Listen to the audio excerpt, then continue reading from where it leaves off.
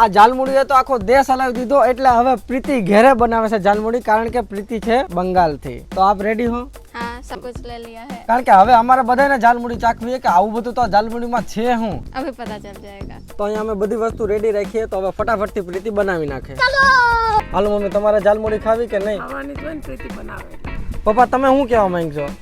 જાલમુડીમાં તો કોઈ જાદુ ટોના છે કે ઈશ્વર જાણે, તો આપણે તો સાચી તો ખરા અને અનુભવ તો થાય કે આ બંગાળની જાલમુડી છે કેવી, આપણે ગુજરાતમાં તો ક્યાંય છે નહીં। હવે અહીંયા પ્રીતિ જ કહે છે આપને કે જાલમુડીમાં શું શું આવે।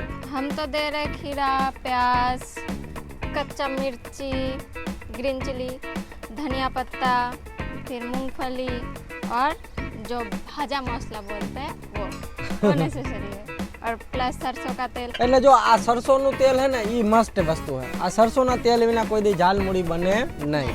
तो इसका नाम ही है झालमुड़ी, इसीलिए झाल मीन्स तीखा, मुड़ी मीन्स ममरा। तो इसमें तीखा मिर्ची, ग्रीन चिली देना बहुत ही ज़रूरी है। આ જાલમુડી તો બધાને ટ્રાય કરવી જોઈએ, ત્યારે જ એને ખબર પડે કે બંગાળી લોકો કેમ એટલા મીઠુડા હોય છે। ले लीजिए। पापा कैसे लगा? બહુ અસલ બન્યું એમ। મોદીજીએ તો આ ખાઈને બંગાળ જીતી લીધું, પણ હવે આ હું જમીન આમાં હું જીતે મારી હારે લગ્ન કર્યા ઈ જ તમારે એમ? આની કરતા હું બોલ્યો ન હોત તો સારું હતું।